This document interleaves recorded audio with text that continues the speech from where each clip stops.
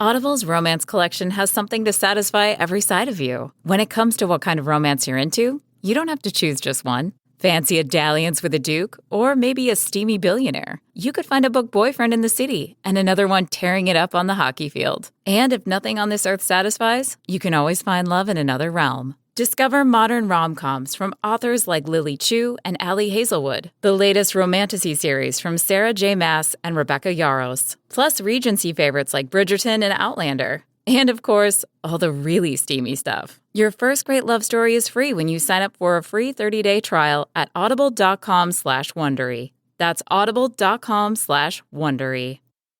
At Arizona State University, we're bringing world-class education from our globally acclaimed faculty to you. Earn your degree from the nation's most innovative university. Online. That's a degree better. Learn more at asuonline.asu.edu. I had barbecue for dinner tonight. Went out with my mom and my kid. It was delightful. And the question then becomes, listeners, friends on this podcast, do you eat raw white onion with your barbecue? I mean, I'm not opposed, but no. Okay. So when you get barbecue in Texas, there's always a little like condiment bar, and they always have sliced dill pickles and sliced raw white onion. For sandwich purposes? For sandwich purposes, Okay. yeah. The acidity gets rid of some of the unctuousness of the meat. Okay. Is there any way that those could be dispensed from some sort of animal? Condiment sow or a cow? No, I don't believe No. you can get it through. They said no, nothing junky like tartar sauce. There's a standard thing that anytime you get anything barbecue wise, I'm getting them like pickled onions, not raw. Oh, see, yeah. I get raw white. Okay, so like the raw white onions is a little bit different, but like we get like the onions that they're like pickled, then there's pickled, and then there's pickled jalapenos. Yeah, those two. Mm-hmm. That's what we got, I guess, San Antonio wise. But that's the raw white onion. No, I would do the pickled onion because they normally put them in like a little baggie if you get it to go. Mm-hmm. It's the pickled onion with the pickles in like the Ziploc baggie, just meant for onions and pickles. But the raw, no, it's normally a pickled onion, but I mean that's technically raw yet pickled. So I have an idea for animal that could dispense diced onion. Ooh. Yes. Wombats. You know about wombats, right? I know of wombats. There's an important fact about wombats that is somewhat relevant here. They're marsupials? No. Their poops are square. No. Interesting. No. They are. Google Wombat it. poops cubes. But what's that got to do with onions? Because they're also diced onions are also square. Huh. They are absolutely cubes. Mm-hmm. Like you could stack these things. Okay, I was thinking like we've talked about the tungsten cube, and I was like, damn. I was like, Do not pick the It's tungsten not cube. made of You like will need to neutron stop stars. it. but then I forgot the diced onion part, and then she said diced. I was like, okay, that makes more sense. It's a little bit more pellet like. I'm like, okay, yeah. When I'm thinking of the phrase "shitty cube," I'm thinking of that new War of the Worlds movie. Oh, I mean, I don't know. not the Nissan cube. As someone who is a lifelong Pittsburgher, I don't really know that I have barbecue takes or opinions. And even beyond that, I don't really eat food that's too... Like, I think in the past few months, the most culinarily adventurous food I've eaten was a chicken sandwich in the club level at Heinz Field. Says a person who ate what you ate in Chicago. Correct. Okay, but let me tell you, this chicken sandwich had orange marmalade on it. I was watching Pitt feeling like Paddington Bear. I would fuck with that, I'd fuck with honestly. that, Yeah. That would hit. I mean, come up to the club level. I'll get you one. Okay. That having been said, and I'm sure Pitt Girl probably falls into this category with me as well as the more central of the Pennsylvanians, we'll pickle fucking anything. Yes. Yeah, that's... Yep. I know that of y'all. I've had a pickled pierogi before. Ooh. Beth, I know you can't have these anymore, but what are your feelings about red beet eggs? So my problem with red beet eggs is that my mother made them a lot. Mhm. And my mother was not a put the baking soda in the fridge type.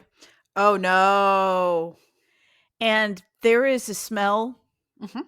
that when you make a 1-gallon jar of Mhm. pickled eggs Mhm. and you just put cellophane over the top of it. and Oh you're god, just it wasn't dipping even a in jar there- with a lid. Oh no. No, because then you can't get to it quickly. You have to open the jar. It's so much easier this way. And you just put the fridge tongs in there. Yes, there were fridge tongs. No, I don't want to talk about it. First, there's the smell that invades everything in the fridge. Mhm. Then there is the smell that invades that entire portion of the house. Jordan, this would have been the downstairs fridge that blocks the door to nowhere Yes. in my okay. mother's house by the laundry room, so you could place it. My mother had at last count 7 fridges. Yeah, that sounds right. I now regret asking this question. Thank you for coming to Pennsylvania Corner. Try the red beet eggs. I don't personally like them. You can get them at the bar, though. Don't ask.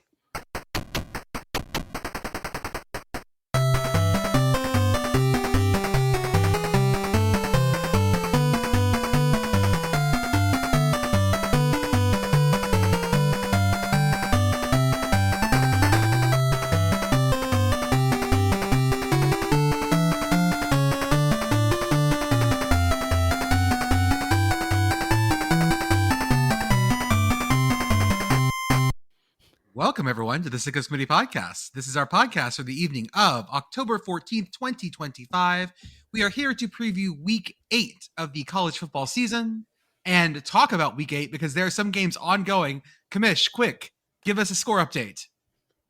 We have New Mexico State 27, 23 for the Flames. It is 3 minutes and 10 seconds left in the fourth. I don't know who has the ball. I think New Mexico has the ball. New Mexico State has the ball. All right. South Al is up 14-3, end of the third. FIU is up 19-6, beginning of the third on Western Kentucky. There were so many field goals in the first half of this game. FIU and Western Kentucky. Yep. I believe there were 6 total. Yes, I am looking. Wait. This is 6 total field goals. Yes. Yep. No, there was no scoring in the first quarter. Or can I can't read. Okay, never mind. That's fine. Yes. Makes 2 of us on the podcast, 6 right? field goal. Yep. 6 field goals in the first half. Yes. The cat is sticky. I'll be back. Oh no. Listeners, if you don't know, what happens at this point in the season is that we have games on Tuesdays and Wednesdays. Mhm. We're not going to talk a ton about those because honestly, they're already happening by the time you listen to this. They're also not eligible for our game of the week, but we will start putting out, and I forgot to do it today, I'll do it for tomorrow, a Sickos warning watch list for our midweek games so that you guys have an idea about watch this, not that, or if you have to single screen something, we can give you a better idea about what to single screen, things like that. As always, I am Jordan. With me tonight, I have Commish, Beth, Pitt Girl, and producer Arthur on the ones and twos. Pitt Girl, how are you? It's Tuesday. Happy Tuesday. Happy Tuesday indeed. Beth? The cat is no longer sticky, so I'm fine. Is he still Okay. naked? Yes. Good. Commish? I'm actually exhausted. I participated in my kiddos flag football practice today, so I practiced for 2 hours. Also, I was running routes. Yes. I was assuming you're doing Oklahoma drills and just taking kids out at the knees. When I would make a catch, yes. I did run the full length of the field at one point and outran all the kids, which I have a feeling I'm going to be hurt tomorrow because of that. I'm about to say, But- that doesn't seem like the best choice, but okay, continue. No, it was just like, I made a catch over just because I'm tall and I made the catch, and then they tried to touch me and I started juking and then all of a sudden I was free for a touchdown. And there was like 4 kids chasing me and I was like, The you're most not going to dead catch me. shit ever. Hell You're yeah. not not gonna- juking a bunch of second graders out of their shoes. That's what you get, Jackson, with an X. Third shit. and fourth graders and maybe some fifth graders, but yes. Make it better. Are you trying to defend the behavior? Just so we're No. clear? Okay. I No. think this is eminently defensible, but to be clear, I like the mental image of a bunch of tiny pairs of shoes. Yeah. Like there. You gotta practice the way you play. I mean, if you're again, if you Commish want out here to, just fucking rapture in those kids. yeah. I felt like Blue, the Colts mascot, without any contact though. I wasn't like obliterating the Pee Wee kids playing football, but no, it was fun. I have a feeling there, my knee is going to be not too great tomorrow, but it was fun making catches and attracting quadruple coverage, but still coming down with the ball. A lot of fun. Because they were all tiny. You can't. I know. It's just brag about this. You can't like how good does it feel to just tower over people? I don't know. I've never Kidding. known what that's okay. like. You mean to tell me that obnoxiously Pitt boyfriend has not provided you with like a shoulder lift at a concert or something like that? That would not be structurally stable. He is more than strong enough, but I am not. His hair is slippery. You could fall. Yes. We play chicken in the pool every once in a while, so I guess that counts. Yeah, I mean, there's a long way to fall from there, though. It is a very long way down. Yes. Yeah, that's yeah. So I mean, it was just fun to do that, and they were, if it was a normal kid, they would stop the play, and so after I catch it, I'm like, that's great play, that's a great defense, but still catching the ball. So I don't know if it was demoralizing or if they were just having fun. But yes, it's incredibly demoralizing. No, I don't know. We always had fun. When I was in school, one of the kids' dad would show up for recess sometimes, and we would play kickball, and he would launch the ball to the fucking moon, and we always had a lot of fun with that when that would happen. It was a blast. All the kids were like, high-fiving me and stuff after the practice. So after like a really, really demoralizing game that happened and they got shut out on Saturday, like to have like this practice and everybody was smiling and laughing compared to like some kids crying on Saturday. So to flip that around, that felt pretty good. And I was able to come up with 6 new plays accepted by the coach. And we got some fancy runs and halfback passes and stuff coming up. So analyst Commish moving up in the world. I mean, maybe I am the co-offensive coordinator, but I don't have play calling responsibility. Grad assistant Commish? Oh. Yeah. Listen, he's invested in the future of this program. They're called the Patriots, but whatever. Oh no. Listeners, the other games we have this week during the week are on Wednesday, and that is Delaware at Jacksonville State and UTEP at Sam Houston. I regret that UTEP at Sam Houston is not during the weekend, because that probably would have been our game of the week. Yeah, but you know what channel it's on? It's on CBS as a Wednesday at 6 p.m. in front of a crowd of, we're going to say dozens of people. Our friends, every single one of them, a committee member. At a soccer stadium 90 miles from where Sam Houston plays. This is, I think, one of those games that I am infinitely interested in. Oh, yeah. Delaware Jacksonville State just ought to be a pretty good game, honestly, like straight up. But the UTEP Sam Houston one, UTEP and Sam Houston are both really struggling. Sam Houston's looking for their first FBS win. I mean, Delaware Jacksonville State, that is a chicken fight. That is technically a chicken fight. Yes, chicken fight. That's right. It's a blue hen versus the ass kicking chicken. Can we call it a cockfight? It is not. Delaware's the hens. So a blue hen is a species. Oh. Yes, it is. It is an engineered species. My great aunt helped design it. Wait, so it's an engineered species? Yes. So it's a mutant it was hen? invented by the University of Delaware in Newark. They invented what they called themselves. New chicken just dropped. Yeah. Okay. There needs to be more schools should do this. I agree. I think this is a research project. Isn't that what SLU did though? Like the Billiken, they invented the Billiken. Yeah. Did they make a Billiken? I mean, is a Billiken real? There's the costume mascot. Look to your heart and ask yourself. What was that one that they invented? Like they put all the names together, and it wasn't the Wampus. It was Oh, crap. yeah. I I remember think it was this. yeah. It was. Oh man, they put all the things together, and that's what they called it, and they made something up. That's a research project we need to put in there. Like, what colleges like actually made their mascot?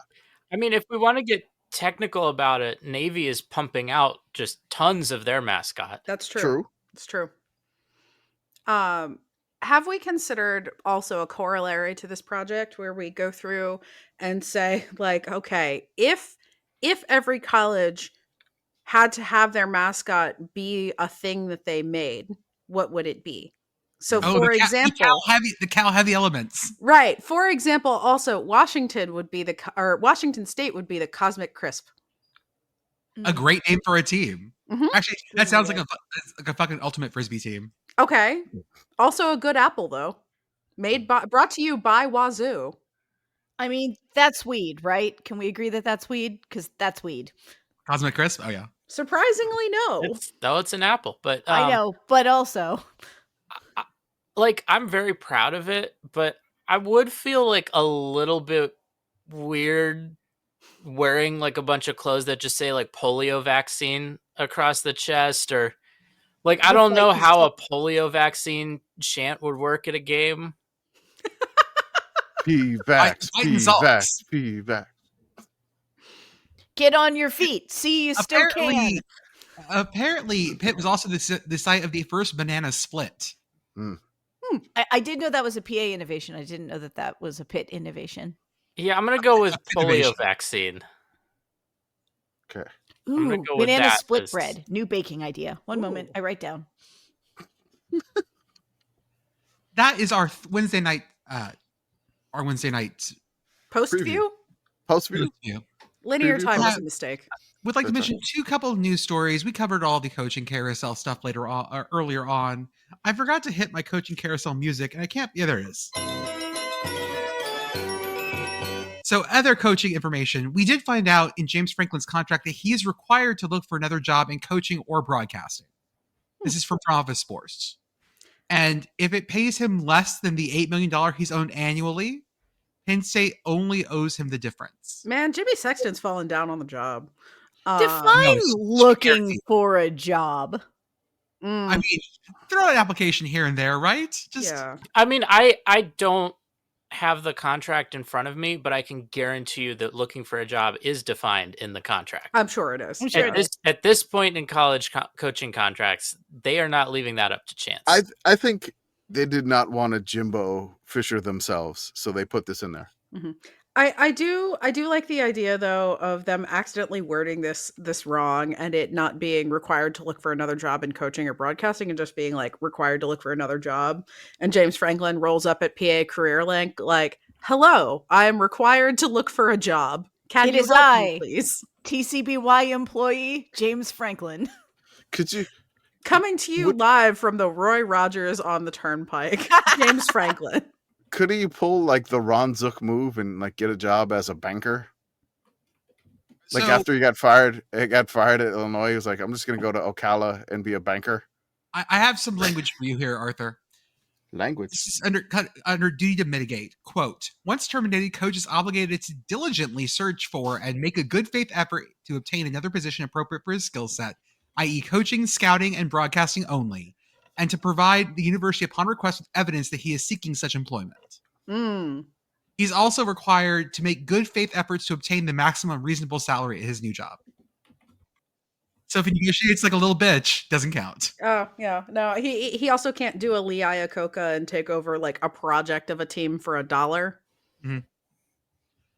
The other bit of coaching news we have is that, folks, we want you to know that Hugh Freeze is fine.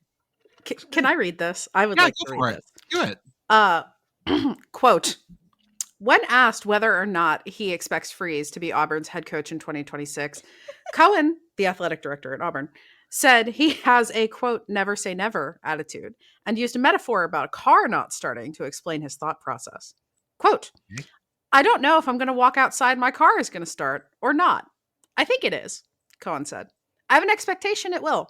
But if my car doesn't start enough, then I'll evaluate that and make decisions about my car. But that's not my expectation at this point about our football program.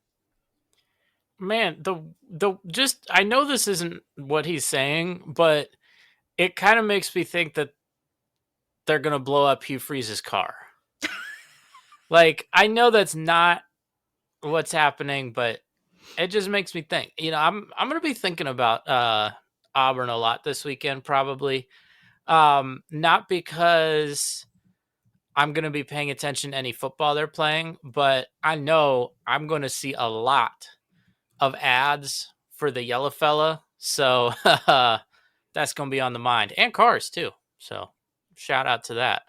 So you're saying Hugh Freeze is in the movie Casino as the Robert De Niro character? I was going to turn his car on. It's going to explode.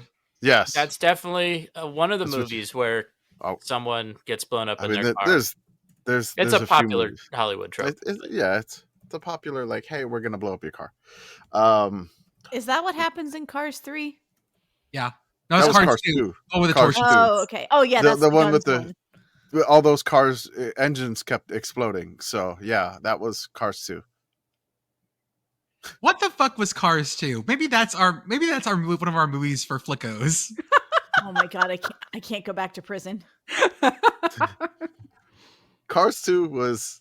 Although we could get friend of the show Becca for that one because that would just be nothing but screaming. I mean, Cars 1 is pretty good, actually. I saw somebody post the other day that said Cars 2 was the best Cars. And like, I just muted that post because I was like, I am not arguing with you. That's someone who has a public shame kink, and we do not have. Yeah, they have a kink in getting yelled at, and I'm not going to participate in that. Sorry. I'm gonna be honest. I've never seen the Cars sequels, and this is probably surprising given the age I was when they came out, and also kind of how I feel about like Cars as a like thing, right? Not like the franchise, but yeah, like I feel like that movie would have been targeted toward me. Like, maybe I was probably a little too old by Cars 3, but yeah, like I was like, yeah, I'm not even going to bother with this one. Yeah. Cars 2 came out in 2011. And I saw Cars 3 in the theater with some of our friends from college, because my roommate at the time worked at the AMC at the waterfront. We could go for free. Yeah. I see a lot of movies there now because I have the subscription, so it's free for me each time I go. I mean, I pay the subscription, but it's yeah, I don't know. I never saw that. So if we want to watch it, I'm breaking new ground here. Folks, as always, when we get into our previews, we're not going to cover every single game. If you're new to listening to us, you'll know, or you won't know this, but if you've been here before, you will. Sorry. We're beaming the information directly into your brain before you hear it, new listeners. Somehow you already knew what Jordan was about to say. Mm-hmm. We're not going to cover every single game. We're going to take this list and talk about it in terms of what our favorite games of the week are, or stuff we're going to cover. If we don't get to your games, it's not because we don't love you. It's because you'll probably hear other people talking about it elsewhere. You don't need us for this. Except for your game. That game, we hate that game. You know the one. Oh, yeah. Yeah. I know everyone hates that one. Commish, we have our list. Number one currently on the list, not necessarily number one for all time. I would just say, just like at the top of the list, it's not number one. We're still in our debating phase.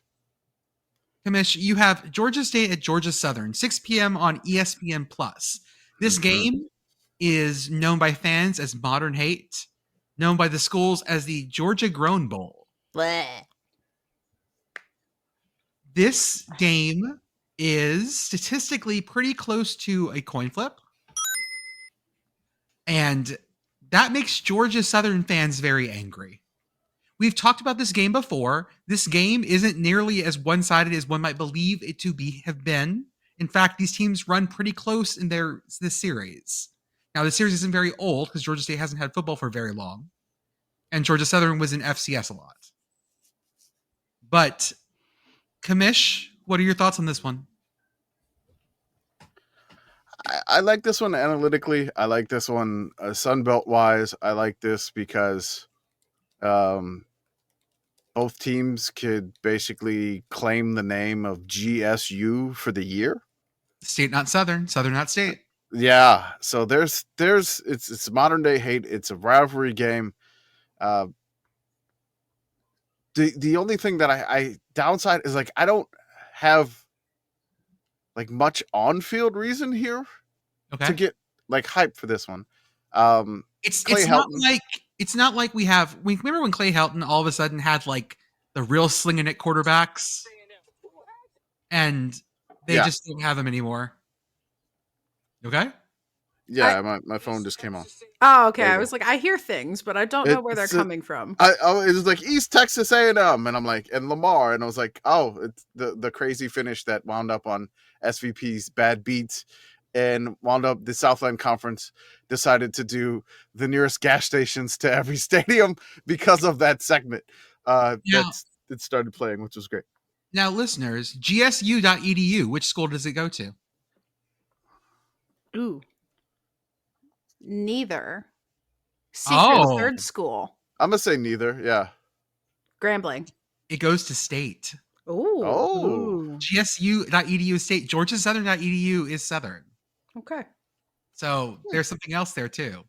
Also, we have to go through what Georgia State was once called the Evening School of Commerce of Georgia Institute of Technology, the Atlanta Division of the University of Georgia, the Georgia State College of Business Administration, Georgia State College, DeKalb College, DeKalb Community College, and Georgia Perimeter College.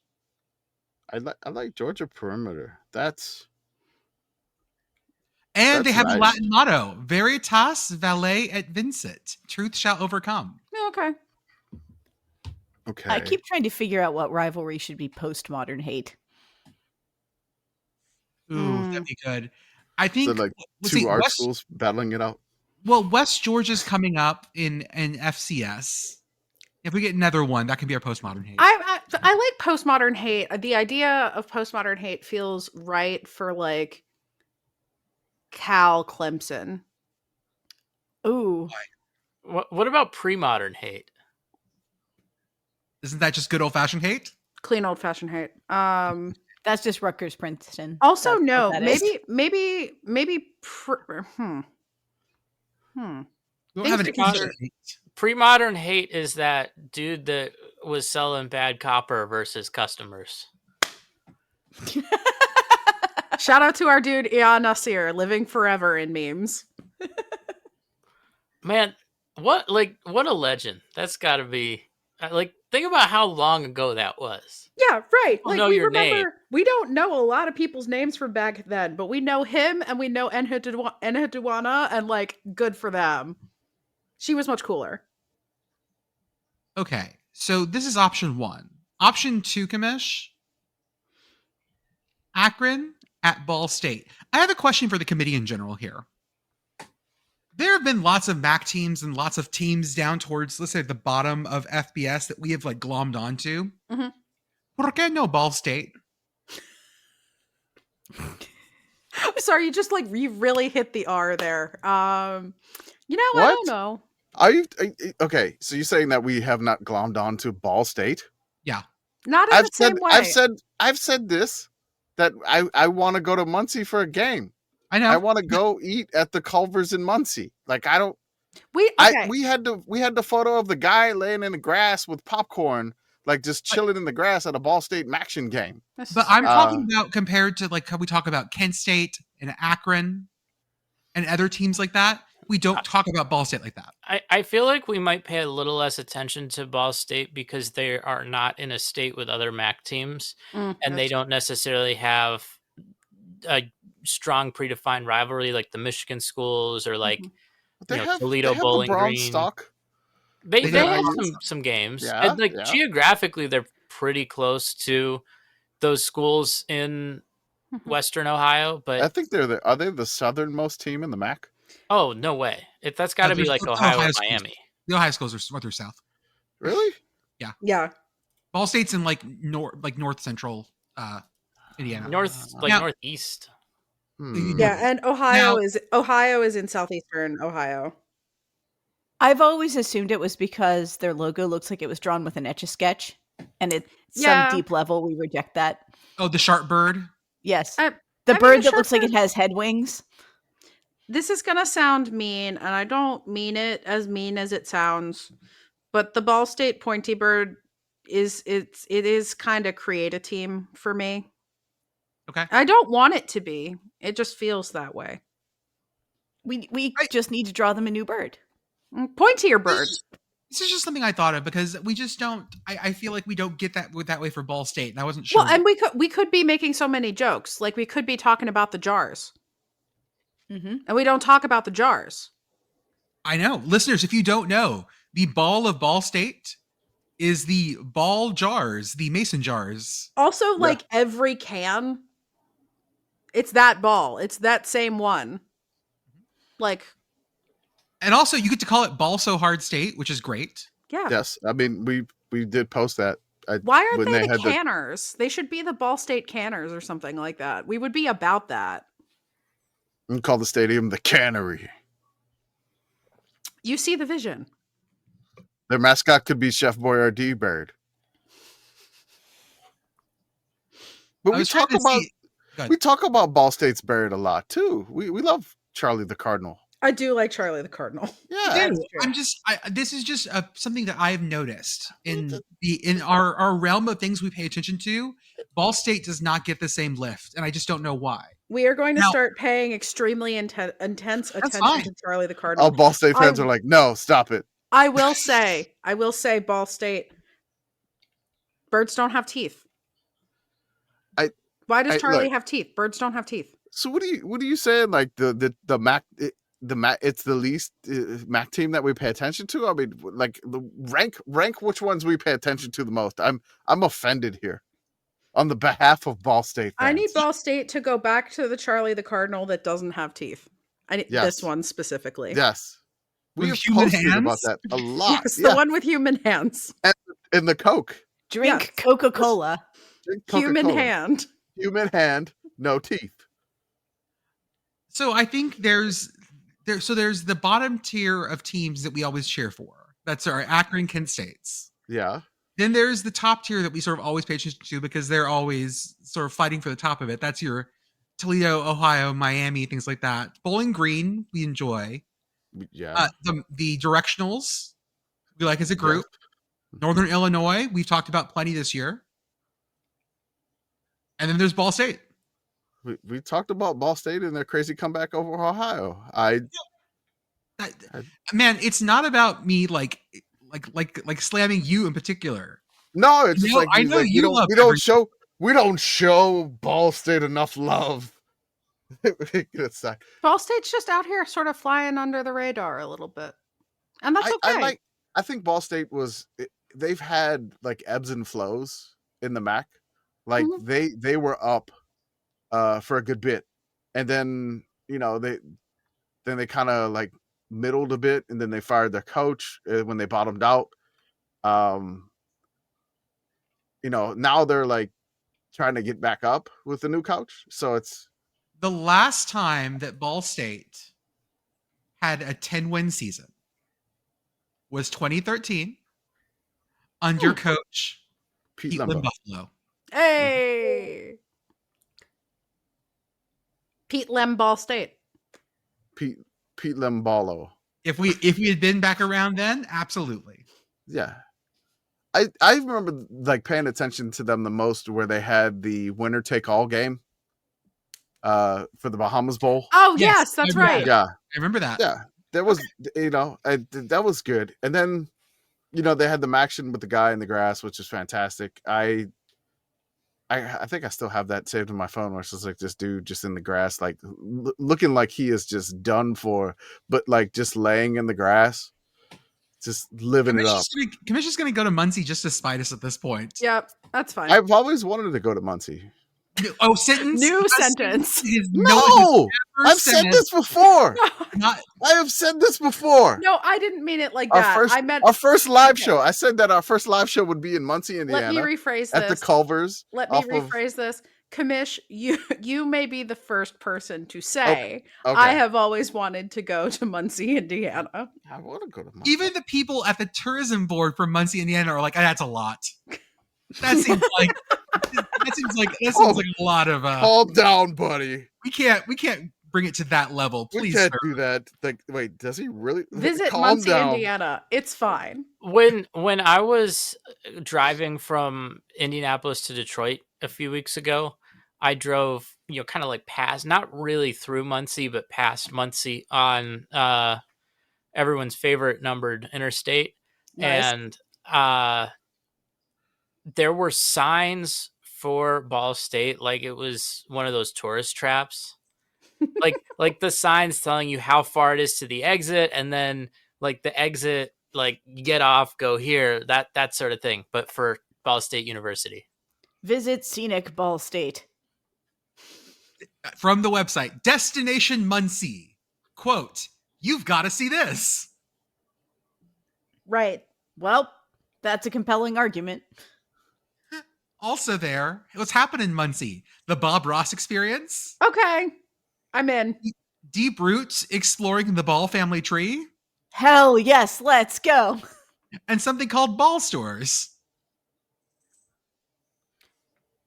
Now, I just want to make this game of the week now. It's just because Oh, all this spite Ball thing. State, like just the spite, and like just like fuck We it. are Ball we are State. paying adequate attention to Ball State now. Okay, well, how about we get away from these obscure games that no one cares about and Right. talk about some Big 12 action? Beth, Oh. sell me on West Virginia at UCF as game of the week. No. Sold. Cowards. But wait, but is Puddles going to honor student walk onto the field again? I mean, I assume so. They landed in Florida about an hour and a half ago. Hell It's yeah. important because Puddles likes to go get the lay of the land, have a little bit of time to practice before the game. Mhm. The normal things that your average 78-year-old man wants to do. Yeah. This game is I don't think Stupid and bad. it's not technically for the bottom of the Big 12 because that's not knowable yet. But Really? You sure about that? Well, UCF no, could be also, better. no, the bottom of the Big 12 is knowable, and it is inhabited by Oklahoma State. Shout out to Section 231 again. do you guys play Oklahoma State, Beth? I don't think so because Oh. I don't think we're not favored in any games for the rest of the year. Okay, At least as just, it's man, presently projected. We're being We Well, are I being mean- deprived. I feel like West Virginia is just like one of the most banged up, if not the most banged up team in the country at this Yeah, point. Oh no. it's TCU, Houston, Colorado, Arizona State, and then Texas Tech. Have fun with that Yeah. one. Oh God. You want to see a dead body? hosting Tech? I still Mhm. that's I believe that's what I'm up to on Black Friday. That's a Oh, great no. thing to go No, it's to. on a Saturday. No, it's on a Saturday. Yeah, it's not great. Now, because college football is stupid, West Virginia will probably win one of those games. Which one? The dumbest one. I don't know which one the dumbest one is yet. We'll find out together. I just see something in the ESPN app for this game. Yeah. It says like Saturday 10:18, 12 p.m. Central Time. Then it says TNT/HBO Max. Yep. Yep. So I understand it's the TNT game, but I'm just imagining somebody that's on HBO and they see this game and they're like, "Huh, I'm a refined HBO viewer. Let me watch some Central Florida versus West Virginia." I Oh, I watched all the can't- seasons of Game of Thrones. This should be the same. Yeah, no. There's definitely going to be as many tits. Everything I know about college football is from the TV show Ballers. Hey kids, you want to watch a rat eat its way through someone's chest?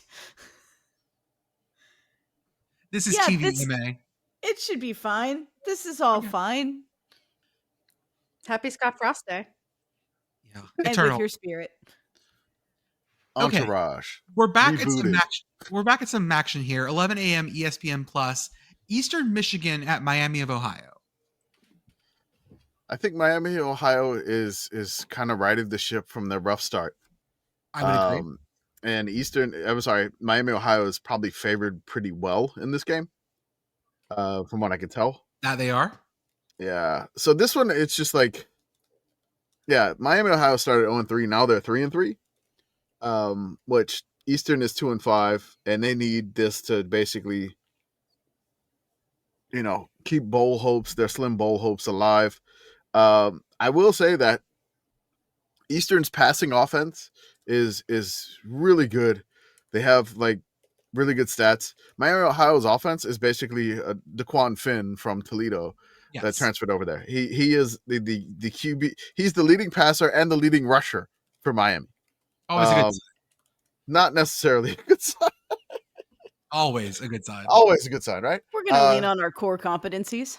Yeah, I mean, again, we've all been there where our teams have been built out of a person. Okay, we've all seen this. Yes. I will say Miami Ohio has a wide receiver with the last name Perry, who has 17 catches for 505 yards. Jesus, good night. Pitt Girl, say the thing about Perry, the wide receiver. Perry, the wide receiver? Cam Perry, 17 catches for 505 yards, average of 29.7 yards of reception. Eastern's defense, if the pass rush can get there, hopefully they can do that. The funny thing is DeQuan Finn's passing yards total is 838. Okay. And so Perry is basically 2/3 of it. I think Finn missed a game though. I'm not 100% sure though. But yeah. So if they can, by the way, Liberty won 30-27. We didn't have to say that. You want to? Hey, Pitt Girl, do you want to read that tweet? If you think it is appropriate for me to read that one on air, I certainly will. Courtesy of friend of the show Zero. No. Quote: I turned on Liberty, New Mexico State, and of course the Flames were able to finish because I was watching. That's good. That's good. Thank you. Thank friend of the show Zero. Arthur's like, I don't know if I'm going to leave that in. Leave it in. How about some attention must be paid? No, really, it must be. No. How about some Mountain Westion? Can we call it Mountain West action? Mountain Westion? No. No. Mauction?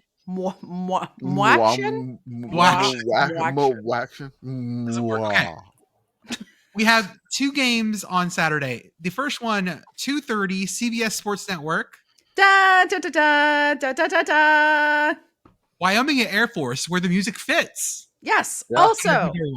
Also, this is the game that friend of the show Bodie McBoatface is going to.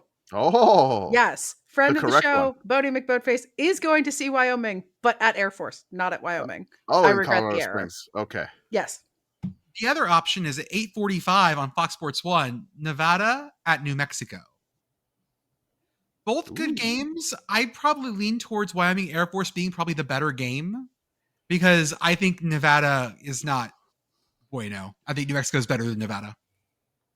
I like the fact that Air Force can score a lot of points, and I like the fact that Air Force allows the other team to score a lot of points. Their defense is bad, but their offense is good. Yes. Oh yeah. It's this is why I love Air Force, because you're watching Air Force and you're like, they're scoring in fun, ridiculous ways, but they can't stop the other team. And it always seems to turn into a game where whoever has the ball last wins, essentially. Well, here have been their games. I'm going to toss out the Bucknell game. Yeah. One game they won. Because they've lost 5 in a row. They lost 30-49 at Utah State. Lost 37-49 at home at Boise State. Lost 35-44 home against Hawaii. Lost 31-34 at Navy. And lost 48-51 at UNLV. The least amount of points they've scored this year is 30. And the least amount of points they've given up is 34. Yes, they are just going to cough up points on both sides of the ball. Wyoming hasn't been super pointsy. No. But with this defense, they might be. So Wyoming scored the most points they ever scored this season last week. It was wild. Against San Jose State. Yeah. So maybe they've unlocked something, and then they're relatively kind of. It's not that far of a road trip. Like Colorado State is closer, but I mean it's a little bit further down to Colorado Everything Springs. out there is so fucking far away. You could tell me this is 12 hours and I'd believe you. It's not. It's basically I think Laramie to Colorado to Denver is like 2 hours. This is probably 3. Okay, that's It's close. all it's all basically on everything- 125. I-25. Everything I think. out west is far apart, but things are clustered. Gotcha. Like there's a few areas where people actually live. It's just really far to the next area where people actually live. But all of these schools, if they're in Colorado and also Wyoming, all of the schools that you've heard of are clustered in that one area that people live. Yeah, even northern Colorado is just on the other side of I-25 in Greeley. 2 So, hours like, all and those 54 schools. minutes, Commish. Nice pull. All right.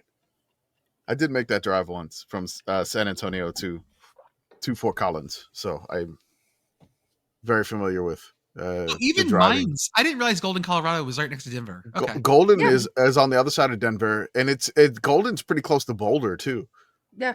That's, Okay, I didn't- most of the population of Colorado lives like Like there. right at the foot of like the Rocky Mountains, essentially. Like they're all just like they looked at the mountains and like I think we're gonna stop. Yeah, I So think that's basically- enough. Especially That like looks hard. Colorado looks Springs to tough. Fort Let's Collins, stay and that's here. all of Colorado. Yeah. Okay. Yeah, it was an awesome drive. I think we went from Fort Collins like through Estes Park all the way down to like Boulder, and it was just this Mhm. 1-lane highway, and just like at the foot of the mountains, insane curves. And I'm not used to mountains whatsoever because I'm below sea level commission. I'm not used to those insane curves. No, well, I'm used to like curves in the river, but not with the mountains where there's nothing on the side. Terrifying, but yeah. It was a great drive. It was beautiful. So Wyoming, I just saw a post. Apparently they're wearing coal uniforms. They are. Does Black uniforms on the road? does that feel like any sort of like West Virginia stolen valor? I mean, Whoa. West Virginia's next home game is the Coal Rush. That's Wow. happening. The Cole uniforms are for Border War, not for this game. Okay, they're not wearing them for this game. Okay, I just saw that they'd announced them. Yeah, Okay. they're for Border War. Okay, let's go mainstream them, guys. Oh, Tell me why we shouldn't throw Penn State, Iowa higher on this list. It's on the They've done the thing. They fired James Franklin. But how many limbs of this tree can you hit on the way down? I mean, Iowa's a good team, so it's not going to be embarrassing if Penn State loses. If they win, then it's Are like, you sure about that statement, Arthur? What if we get another like 6-3 type game out of this? That's real disappointing for Iowa, which is even funnier. So I Iowa feel scored like 37 points last week. I know. I feel like Penn State's defense is a little bit better than Wisconsin's defense. The only thing that I'm worried Wisconsin? about Penn State wise Iowa. was No. I'm talking about offensive wise because Iowa scored sorry, 37 against Gotcha. Wisconsin. Yeah, I think Penn State's defense can hold Iowa a little bit more in check than the Badgers did last week. I feel my main concern for Penn State is the backup quarterback. Mm-hmm. Since poor Drew Aller is out for the season. Yeah. Bummer. Just that sucks. Yeah, we have to say his name. His name is Ethan Grunkmeyer. Grunkelmeyer. Grunkelmeyer. So Like You Grunkle can't State. take that syllable away. It's the best one. I'm Yeah. gonna. I will say Grunkelmeyer. I'm sorry. I thought there was an L in here, and there isn't. No, it's Grunkmeyer. Yeah. Grunkelmeyer. All right. Grunkelmeyer. If we get to tweet that a bunch, I'm gonna be really happy. I feel like everyone will just call him Grunk. They're already starting to sell shit that says we believe in Grunk. Was the Grunk there? Uh-huh. Okay. This Yeah, is- we believe like- in Grunk. We believe in Grunk. I believe the Grunk will win. I believe the Grunk will win. This is 6 p.m. Peacock, by the way. So They put this on Peacock, which I do have Peacock. I probably will at least casually observe this for a little bit, and then the Pitt game is on. That's the hardest network for me to watch. Yeah, like, because you can't quad box it. Setup wise, you can't quad box it. You can't YouTube TV it. You can't put it on the like Apple TV. Like this has to go on the tablet for me. It's gonna be a tablet game. I don't even think I could put like I don't want to put the Peacock like screen inside my phone, like the screen and try to post that way. I don't want that. Hey, I make it work. I do too. Although Peacock won't screenshot from your phone, so don't do that. Yeah. So this is I think it's the hardest network to like watch a game on. Well, because it feels like a whole extra thing, like you just said. You can't with my current workflows, it does not integrate well. I have a Saturday workflow. I have the stations that work. I use Disney Plus for ESPN Plus. I use I use YouTube TV. It all DVR stuff for me. But then there's Peacock hanging out over here like, hey, you want to watch Parks and Rec? Like, no, it's Saturday. I got to watch football. Well, I got one game for you. Okay, Peacock, what is it? Penn State at Iowa. Oh, Peacock. There are actually 2 games on Peacock on Saturday. Oh, sorry. What's the other game? The other one, oh boy. The other one is a game that I think is fine trying to bury. Because Michigan State, who has not looked good at all this year and just lost to UCLA, I believe at home, has to go to Indiana. Nope. Okay. So Hey, Jordan, you want to watch Michigan State, Indiana? No, Peacock. No, thank you, Peacock. You want to watch Parks and Rec Little Horse? Yes. I mean, yeah, I don't have anything else to say about Michigan State and Indiana. Just, oh boy. Okay, more mainstream stuff then, because we're mainstream. Hold on. Mississippi Hold State. on. I want to see this. Hold on. I want to read this thing because I pulled up the Penn State blog. I just want to read this. What there's like since day one, I've always been a fan of Grunk. Dennis Sutton says, "It's a tough guy, not scared of anything. He's always getting ready. I always see him in the building preparing like he's the starter. That right there has me have faith in him." I also have an important Penn State message board related update. Okay. Courtesy of Pitt beat reporter for the Johnstown Tribune Democrat, Amanda Godsey. Quote, my Penn State fan husband trying to explain to me about, quote, insiders on the message board. Me. Babe, I'm familiar with message board culture. Skipping down a couple of replies. He just told me that the coaching search thread 2.0 was posted 4 hours ago and already has 163 pages. Message board geniuses, friends, if you are listening, there are new depths to plumb. Plum is the correct word. My favorite post from the Penn State message board when there was rumored that they're going to be looking at Matt Rule. Somebody said, "I'd rather have Ja Rule." Where is Ja Rule? I don't know. So probably not Nebraska. Yeah, I don't know. He's at the point where he'll go anywhere for a check. I saw him perform at a Wizards game. I know. He'll just come out to Beaver Stadium and just go, every thug needs a lady. Listen, easy now. I'll go anywhere for a check. Let's go even more mainstream then. Pitt Girl? Ad read. Oh, okay. I'll do that. Yes. Sure. Why not? For the record, I would not go to Riyadh for a check. That's where I wouldn't go. We have standards. Yeah. Anywhere in America, though, hit us up. If you want to look as awesome as the committee does, go to Home Field Apparel, the official and exclusive apparel brand of the Sickos Committee. I see a Temple hoodie that they don't sell anymore. Now discontinued. Rare special edition Temple hoodie. I see an Eastern Michigan shirt, which I love. I see the Pitt crew neck. Folks, what I'm trying to do is every time a team has a feel-good win, I'm going to post one of my favorite shirts from theirs to get you to buy it. So just click on those links and use that like good, positive, that dopamine kick just to buy things too once you're feeling good about your team. Just connect those dots for me. Mm-hmm.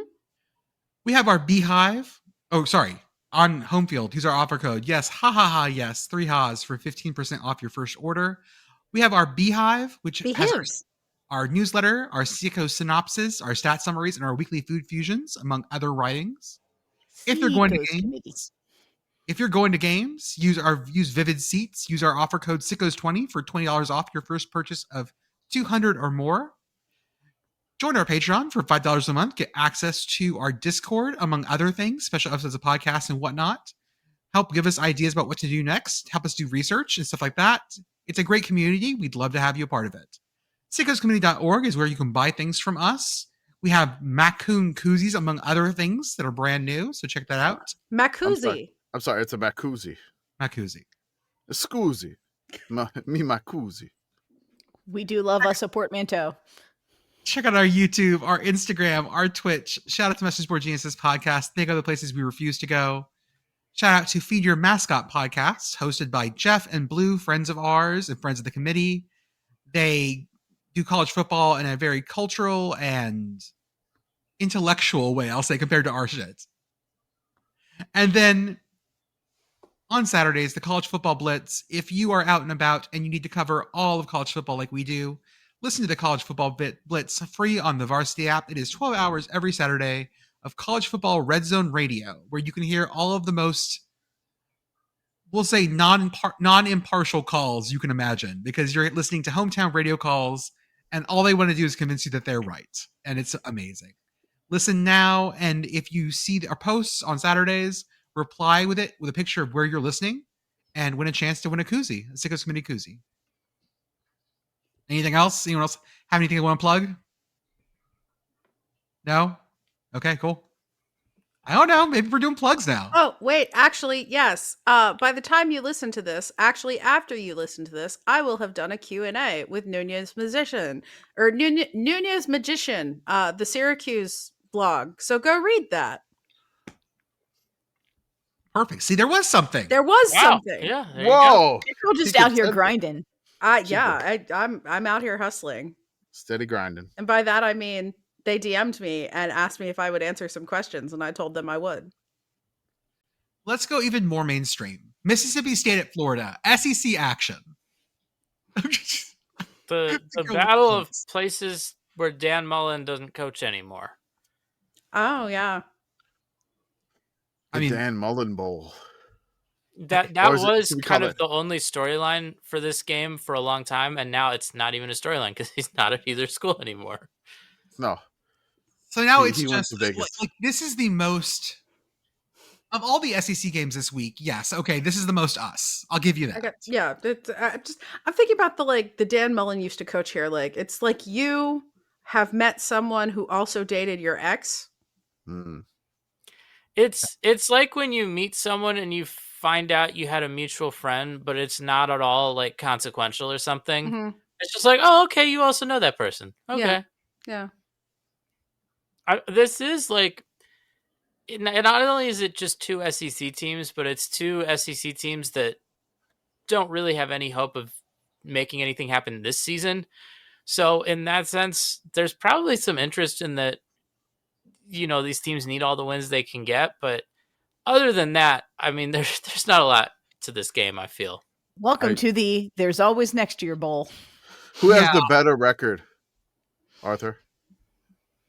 I have no idea. They might be tied. Mississippi State does, I think. I would guess Mississippi State because Florida has played some hard-ass schedule, but Mississippi State is 4-2. Florida is 2-4. Yeah, Mississippi State, like, low-key, kind of okay, actually. Well, because also they didn't play, like, Miami and USF in non-conference. Yeah. I will say Mississippi State's probably in the top 35 teams in the country right now, which if last year that was so far from beyond the possibility. So good for them. That's definitely they have a good win over Arizona State. Like, good for you. I will say that Mississippi State has not won an SEC game in over 2 years. Yeah, that feels right. So they didn't win one last year. They still haven't won one this year.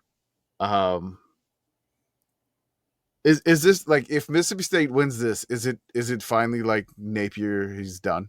Yes. I think this one will do it. I don't know. That's That's the main attraction for me. That puts them at 2-5. They lose to a team that hasn't had an SEC win in about a year and a half. In the swamp too. That's the main thing for me in this one. Like that's like there's the Billy Napier like Grim Reaper hanging over this game, so to speak.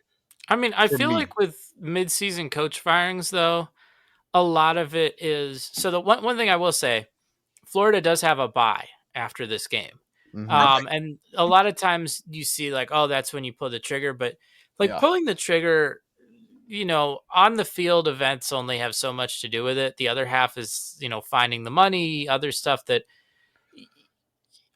I don't know. I feel So, like like, it's if they- hard to predict. So you say like if they lose this game to Mississippi State, they go into the bye week, and then guess who they play after the bye week? Who is They it? play Georgia. Georgia. Oh, great. Yeah, Cool. you think they'll just hang on to him if they lose this game? Well, because it's just about does losing this game make the money show up? That's the Maybe. question. I kind of think it does because I don't think Florida fans would really appreciate this win. It might, and if it doesn't, losing to Georgia probably will. Yeah. I do wonder especially if we're going to see more teams cutting bait earlier with the transfer rule being what it is. Yeah. Right. Transfer rule has been changed. Right. Yeah. Right. But I'm saying like so that you have that Oh, time so to they maybe can't- install a new coach so it's not like December transfer day is here and goodbye Yes. everyone. January transfer day now, but yes. I don't think that was a big issue after like the first 4 games, because the situation you had after when you hadn't played the 4 games is a lot of players could theoretically redshirt if they just stopped playing. So you had right, like I don't think anyone was ever going to transfer and play for a different team in the middle of the season. No, But that's impossible. You can't Yeah, do but that. the issue was specifically in the first 4 games of the season. You can preserve a red shirt by sitting out the rest of the season. So now that we're in week 8, I think Yes, we are. I don't think that's not something we would have to worry about anyway. Like you've already played 6 games, 7 games, something like that. You might as well see the season out because it's not messing with your eligibility clock at all. Beth, Yes. sell me on North Carolina at Cal and why we should be in on this or not. I want to believe that this will be a better and more interesting game than it really will be. That's what I'm struggling with this game. Like I just think you're going to end up seeing an increasingly pallid-looking Bill Belichick glowering in the California sun. What's that 9:30 night? Well, it's a It's night night, game. so you got but- lucky there. In the This Friday night. California moon. And by the Yeah. way, folks, this is the nightcap. This and Florida State at Oh, I Stanford. always forget that we're dealing in Central Time here. In my brain, it's like 6:30. Yeah, so- no. We're keeping Bill way up past his bedtime. Yeah, no, this is Yeah. Friday night. So This is this so game, far past his bedtime.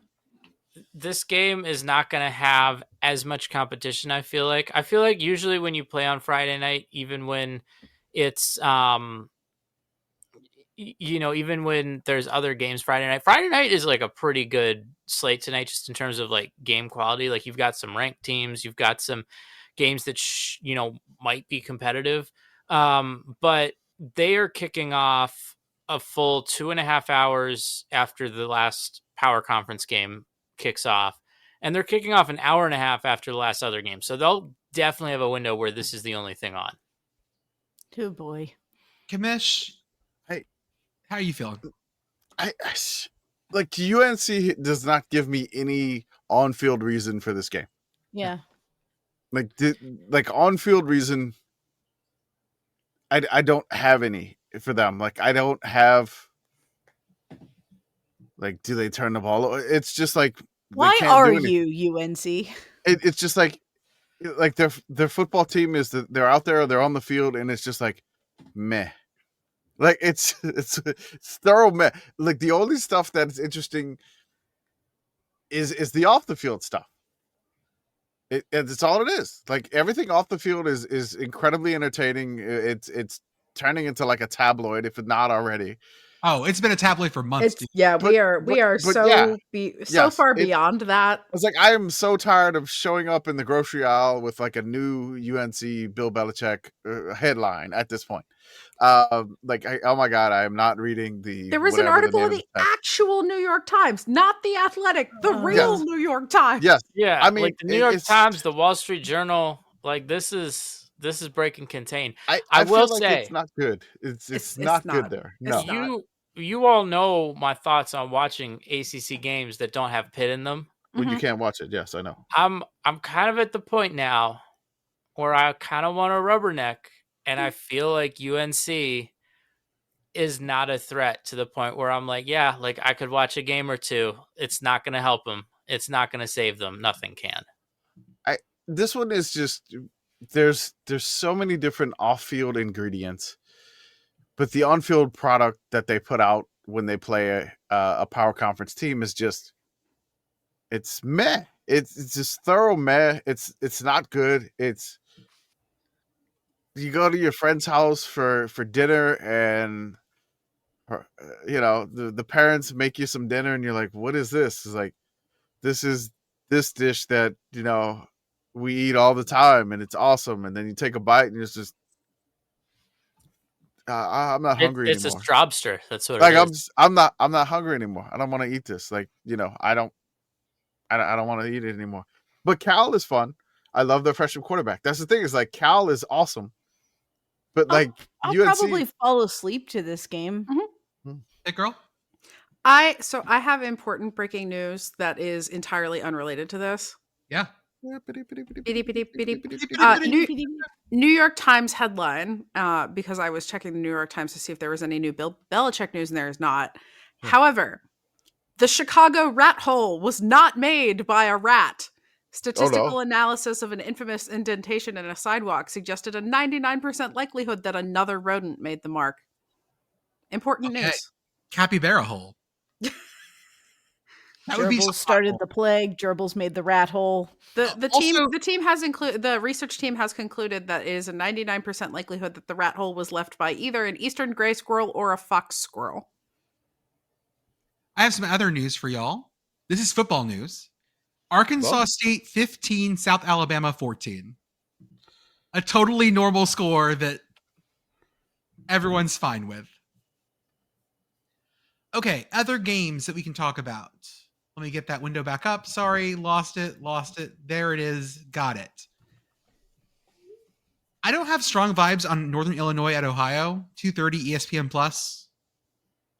like Ohio had a bye after they blew their game to Ball State. Welcome to Card Talk, America's #1 Ball State podcast. Sorry, chirp, bitches. Hold up, I got it.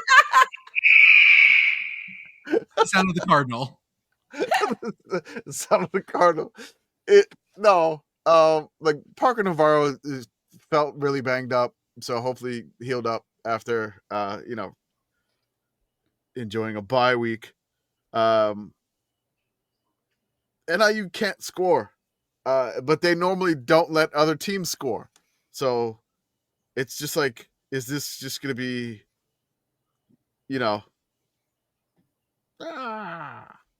I'm sorry. What was that? Yeah. do it again, hit it. Perfect. All right. Yep, that's the sound. Commish nailed it.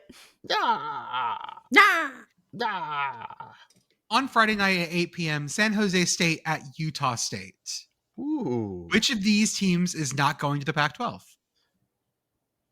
San Jose State. Yeah, San Jose State's staying. San in the Jose Mountain State West. is the only state that is not going to the new Pac-12. Like we always have this quiz. And I was like, wait. We San Jose do, State. and eventually we Yeah. will all learn the answer. Eventually, we'll get it next year. I We'll will never not learn. learn. We will never improve. That is a promise. That is a promise. I don't even know what that's from. I know it's like a lady giving a PowerPoint. I or will something. find the meme and put it in the Okay. chat. Okay, thank you. The know your meme thing will help me out here. Oh, you don't even honestly- need to know your meme. You just need to see the meme. Oh, okay. I like this because it's Friday night, Mountain West, CBSSN. This is like one that I'm probably going to be locked in on over UNC and Cal. I will be, the sound will be on this one compared to the other one, because I'm not gonna be like, oh, like all the drama and That's fine. Call me a mainstream bitch. It's fine. You can call me that. I'm not. You can say I'm not hipster enough. No, I was just saying, like, the sound will be on this one. I'm gonna watch both, but the sound is, you're gonna get this one because I get the CBS music. And Utah State, I love their stadium. I love their crowd. Like, they are always like up for it. Like, I've never seen Utah State with like a really bad crowd, and like they're hyped for their team. So being there for this game, it's gonna be fun. Also, good colors, yellow and navy blue here. It's just gonna be a good game. I think we may get some crazy Mountain West points because, San Jose State can put up points. Utah State can put up points. This feels like who makes the backbreaking interception or the bad turnover wins. The other team wins the game. Next game up, I will remember you. Will you remember me? It's the last game at Northwest's Lakefront Stadium. It was too beautiful, folks. We had it, and now it's gone. Now, I understand that they've spent all this money on the new stadium, but I really do think they should just keep it. I think they should just keep the one on the lakefront. Put the soccer team in the fancy new football stadium. It's fine. They have a professional tenant still at the stadium now. The Chicago women's soccer team is going to play there. Is it NWSL? Chicago Red Stars, for the record. The Red Stars. Yes. Our point. And we always say the Red Stars. Just like it's still Heinz Field. This is Purdue at Northwestern, 2 p.m. on the Big Ten Network. Am I crazy to think that Purdue is a significantly better football team than Northwestern is right now? I don't know. Northwestern just beat Penn State. I know. And they just beat UCLA. They're the last team to beat UCLA. I think Purdue is a significantly better team than Northwestern is. Okay. Ooh. Well, I think I think Barry Odom has them going. Whoa. And I truly believe that this is a like Purdue's going to put them in the ground. I'm saying. Please blink twice if this is a hostage situation. No, Purdue Pete's not like hanging out over my shoulder being like, say the words, bitch. That's what you would say though if he was. Yeah, absolutely. But I think like multi-touchdown favorites. I mean, I'm talking about like putting them into the ground. Wow. This is an interesting limb to go out on here. I don't know. It's the shakiest, narrowest, thinnest, like most oak disease or elm disease ridden limb you've ever seen. Yep. And you're like, I know, I'm going to jump on it. I just threw the stats into the show notes. Oh, I know. It's fine. It's a coin flip. Like I'm just thinking though, in terms of this game, we'll see. Maybe it'll be a blowout. Maybe it'll be close. Maybe it'll be a blowout the other way. But yeah, I'm still just thinking about this stadium that I got to experience in person a couple of weeks ago. It was great. If you're listening to this and somehow you can make plans in 2 days to go to this game, like you should. I don't know what the weather's going to be like. Probably still fine. It's still early enough in the year, but really just makes me wonder. Just makes me think. It's so hard to say goodbye to Northwestern Medicine Field at Martin Stadium. For the record, 68 degrees and sunny, which is very nice for Evanston, Illinois in October. Go to the game. Go to the game.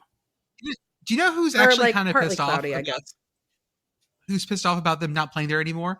Michigan fans. Wait. Michigan now fans, it says rain. It's lying. Maybe rain. You should go anyway. Michigan fans wanted to play at this stadium, but by the Michigan game, they're going to be in Wrigley. Michigan fans would want that, and I mean that so affectionately. I mean, Michigan would want to be on the banks of Lake Michigan, I feel like Michigan fans would appreciate Wrigley too. In the stands, would be like, that's our lake. Ours, mine, lick it. That's my lake. That's right. We named it. Commish, do you remember what happened the last time ULM and Troy played?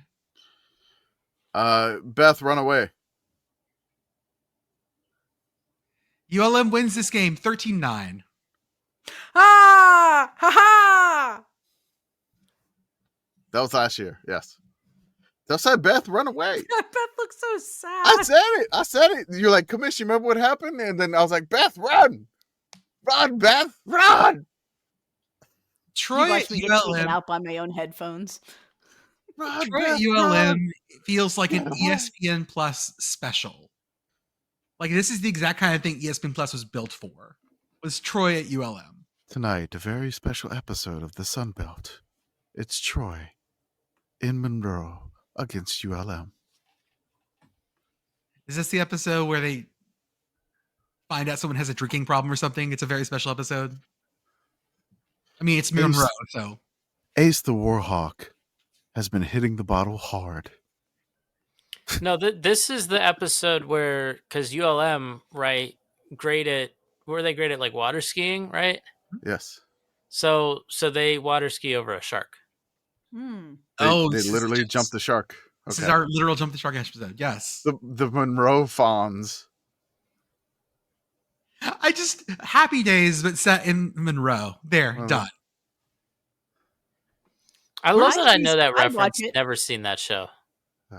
What's Happy Never Days even set really in? heard of anything from that show besides that one reference. Happy Days is like set in Greater Chicago, I think. It's like very Midwest, right? Yes. Yes. I can't tell you a single thing about it other than that one reference. You should watch Happy Days, or I at mean, least like they some should of it. fit okay. Louisiana's in the Midwest, so Watch the episodes before Chachi gets there, because Chachi sucks.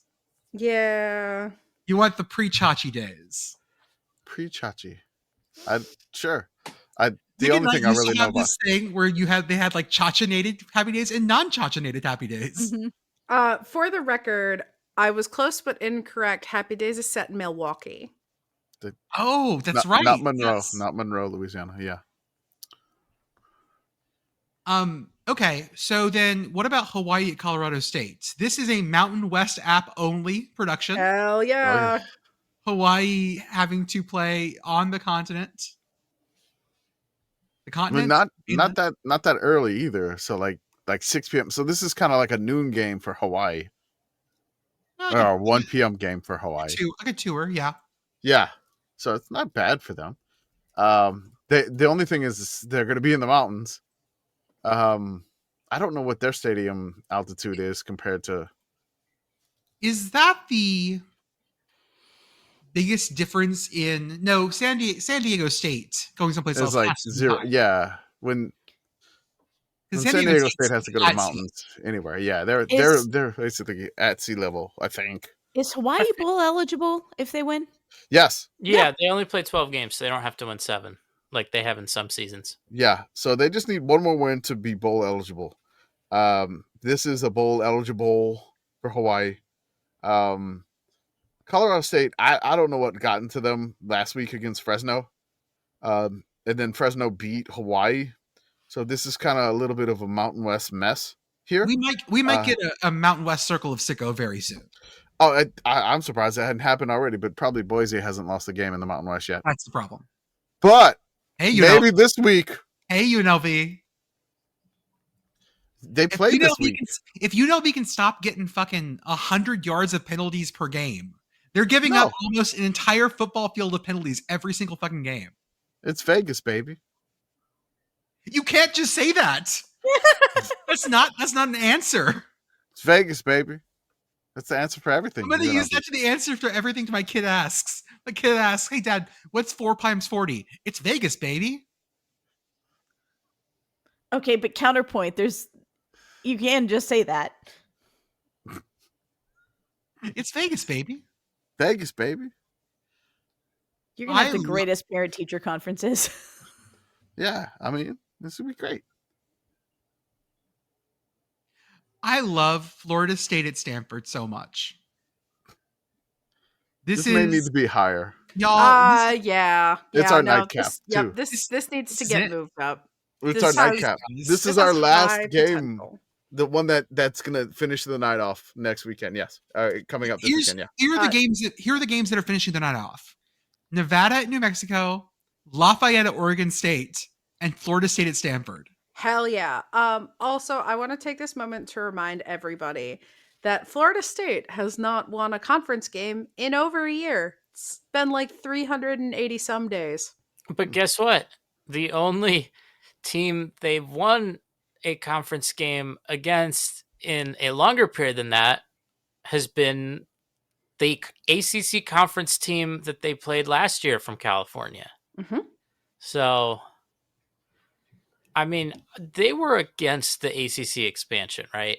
Mhm. Oh yeah. Which is interesting to me because I feel like this is the only way they can get conference wins. I feel At the like rate they they're should've- going, yeah. Yeah. They didn't think that when they talked that big game though. Yeah. Meh. I love Northeast football. UConn at Boston College makes me happy. It's good. It Mhm. does. It just makes me happy. Feels like It- the it- good. Yeah, it feels like it's like soup weather. Just a nice bowl of clam chowder. You know, with the fancy oyster crackers, like not the cheap brand, like the good brand of the oyster crackers. Commish, do you fuck with Manhattan clam chowder?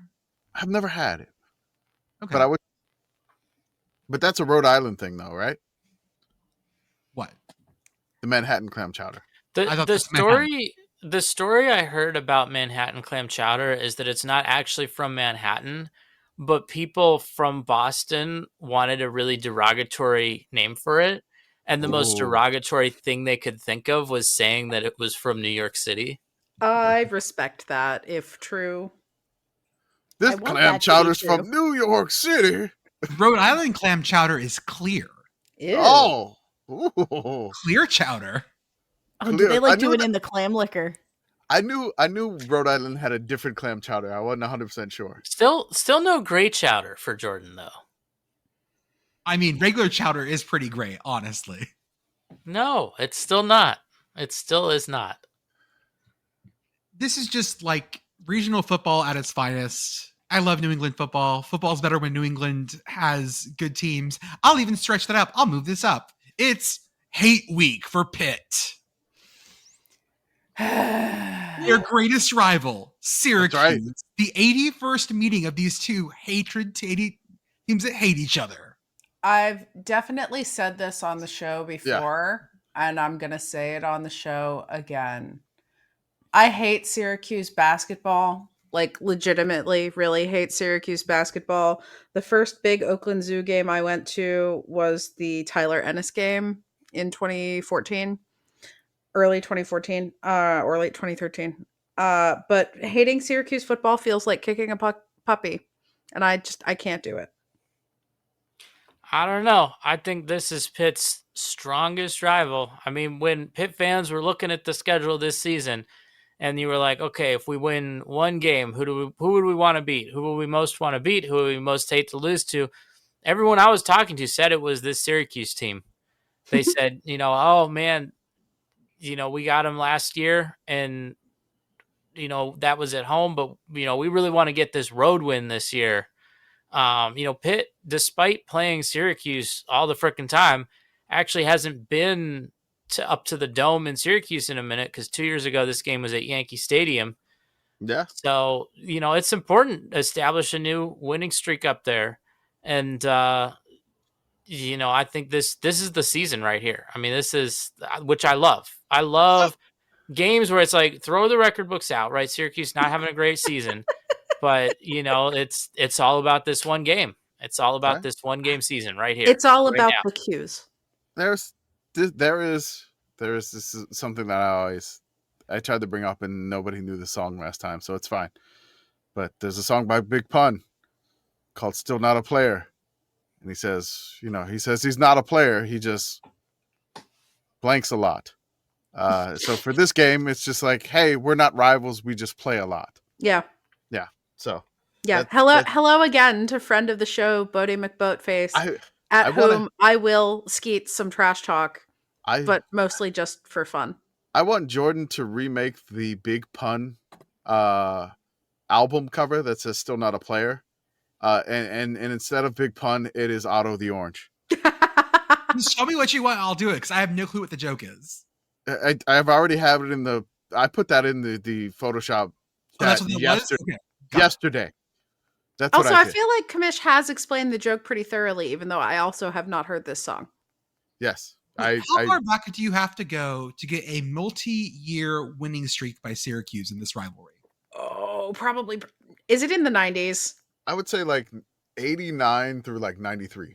Actually, 2000, 2001. Okay. Yeah, because so right up Syracuse, until Syracuse won 10 straight from 91 to 01. Yeah, Pitt Yeah, was yeah. I really mean, during the fucking McNabb bad in years, the they 90s. just yeah, pounded Pitt into the ground like a tent peg. that was when Pitt tried to bring back a coach. Mhm. Did not work as well the second time. Mm-mm. I love my favorite. I didn't know Walt Harris was there twice. Vlad. That was not who I was. Yeah, I was know. talking about Johnny Majors. yeah. Fun fact: the College Football Hall of Fame has a strict. You have to have a certain winning percentage to Yeah. be in the College Football Hall of Fame. This is my favorite Johnny Majors thing. He would have 100% been in the College Football Hall of Fame, except he took the Pitt job and lost so many games that his overall career winning percentage is now too low. So he's not a Hall of Famer. Nope. ODU at James Madison, Maryland at UCLA, Central Michigan at Bowling Green, Baylor at TCU. ODU at James Madison. That's a vibe. That's a rivalry. The Royal Rumble, I think. Which is a good name for this one. I don't think they can call it the Royal Rumble. I feel like that's true. Is it the Royal Rivalry or something? I feel like it's something where they want you to think Royal Rumble, but you can't say Royal Rumble. It's the Royal Rivalry Challenge. Yeah. The Royal Rivalry James Challenge. Madison. There we go. I mean, that they are. It's sponsored by a bank. Boo. Boo. Is there bank though? Which bank? Town Bank with an E at the end of town. Ye Old Towny Bank. Ye Old Towny. Maryland at UCLA. Sure. Conference game. I like that one. This feels like a Sweet 16 matchup. I mean, this is also a great opportunity for UCLA to win their third game in a row because October Maryland is going to do October Maryland things. I'm just going to say Brand new that, UCLA versus October Maryland. Jordan sent a post to the chat. It was like, does UCLA control their own destiny? I was like, they do. Technically, yes. Technically, yes. Technically, yes. They do. They could, if they win out, they make the playoffs. Big Ten. They win out. They do UCLA. the funniest thing. If they win out, they make the playoffs because by winning out because who they play on their schedule. That's essentially a bunch of the people that are above them in the Big Ten, and they only have one Big Ten loss to Northwestern. And yes, that's funny. And they would get into the title game of the Big Ten championship. If they win the Big Ten championship, they are automatically in the playoff. So they technically do control their own destiny. Is that going to happen? Probably not. It could happen. It could. This season would be so awesome if that would happen. Baylor at TCU. The my Blue God. Bonnet Battle or the Revivalry. The Revivalry. Yes. This is the 121st meeting. If you'll remember correctly, one of these schools tried to burn the other school down in history, which is why this has. Which one? Baylor tried to burn TCU down, I believe, or did actually manage to burn TCU down because TCU used to be down by Waco and then got moved to Fort Worth. They actually burned the school down. We're going to take the university and push it over there after we burn it down. Now, the interesting thing for us here is that our Detmer 2 and 3 are playing in this game. Yeah. Baylor's quarterback has thrown for over 2,000 yards already, and no one's even close to him. Stat-wise. Okay, so Baylor did burn down the building in 1910. The main administration building. Yeah, like you do. As you do, yeah. So this is going to be all pass offense. The top two passers in the country are Sawyer Robertson for Baylor and Josh Hoover for TCU. And they are 2 and 3 in the Detmer, which is great. This game is always stupid, but fun. The one I remember always is the one that got Baylor and TCU knocked out of the playoffs. Mm-hmm. Was it was that like 59-56 or was it like 63-59?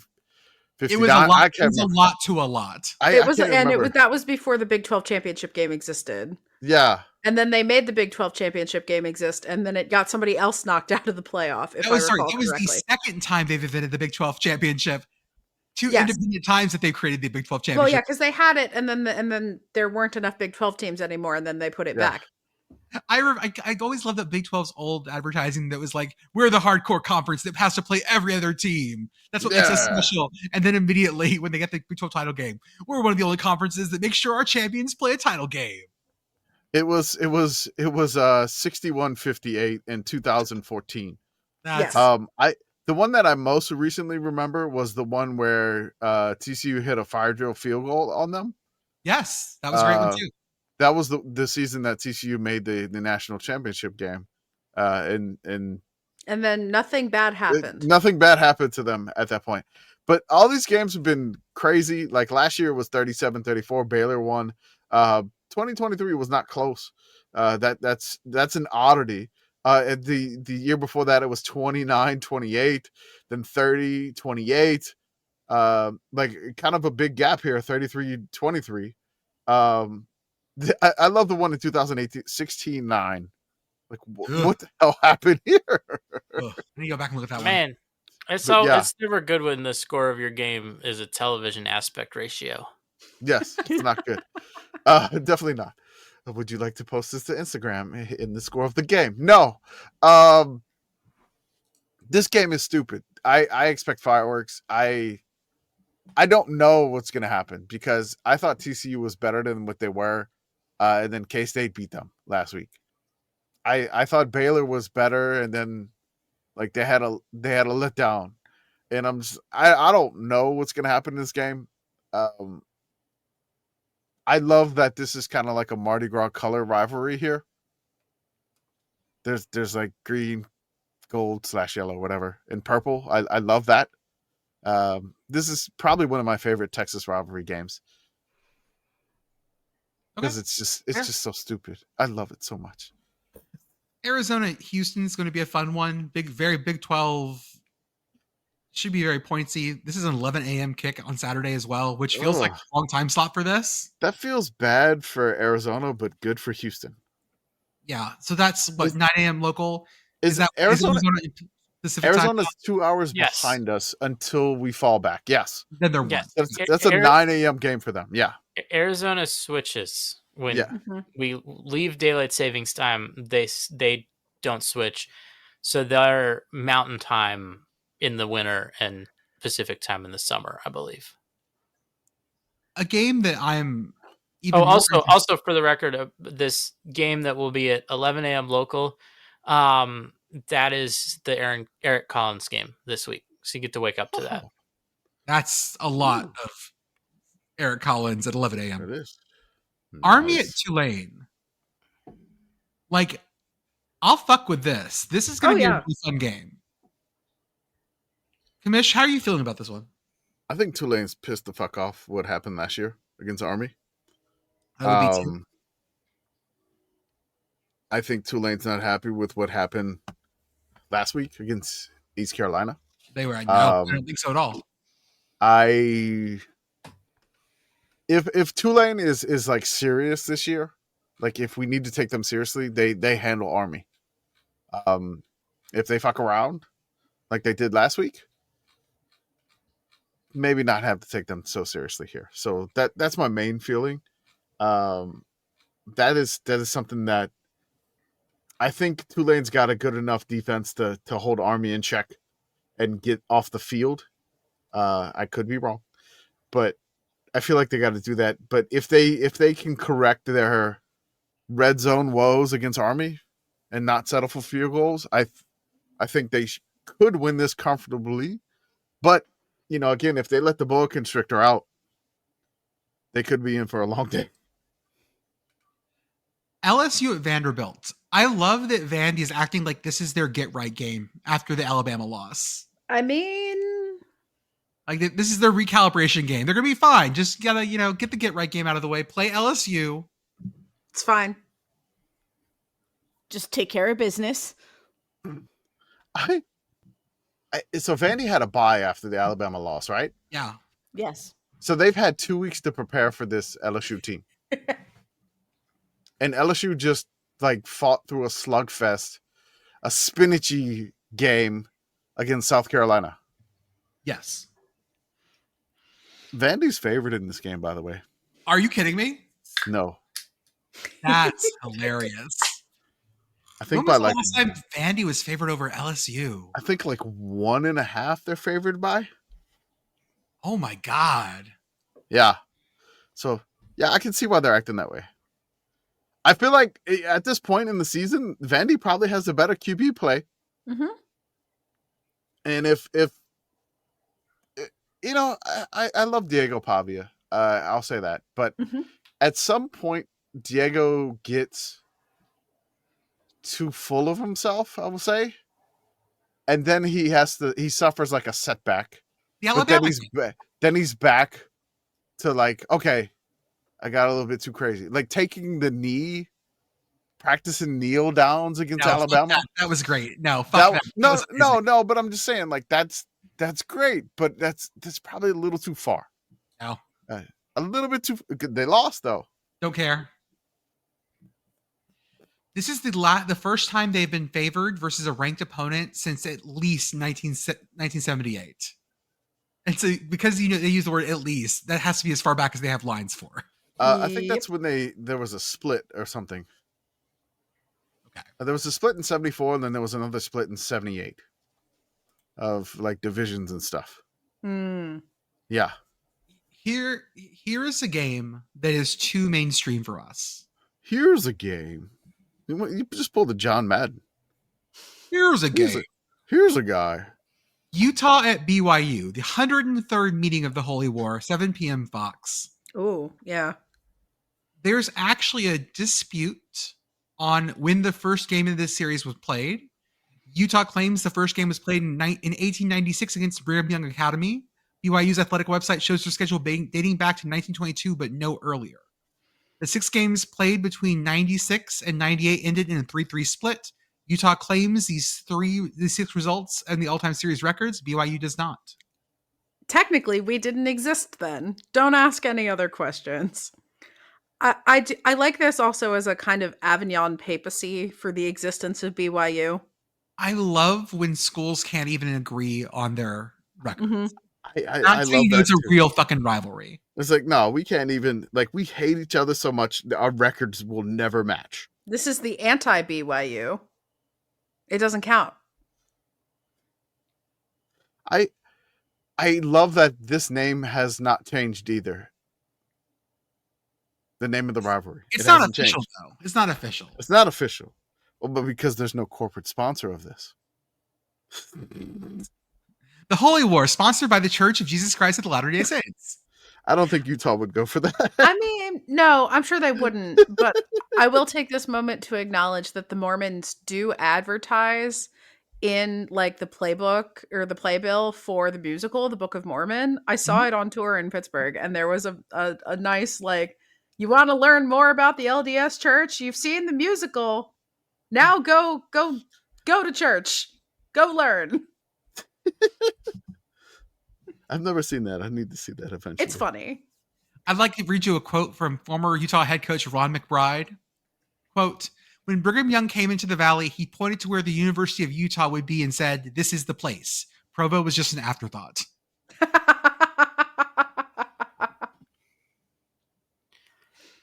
Who's going to be on color for this game? This is going to be RG3. Oh, yeah, I love that he's calling this one. Oh no, he's going to make a bunch of inappropriate innuendos. He's going to get canceled for this. No, I don't think he is. But man, yeah. From Utah wide receiver Steve Smith in 1999, even our cheerleaders are kicking your butt. This is when the Utah cheerleader pummeled an aggressive fan. This Wikipedia article, folks, is great. It's great. It's a great read if you want to go to bed and you need something to read. Read the Holy War Rivalry Wikipedia page. It's awesome. Utah QB Tyler Huntley, 2019.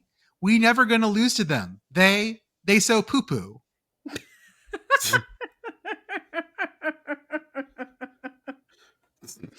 They so poo poo.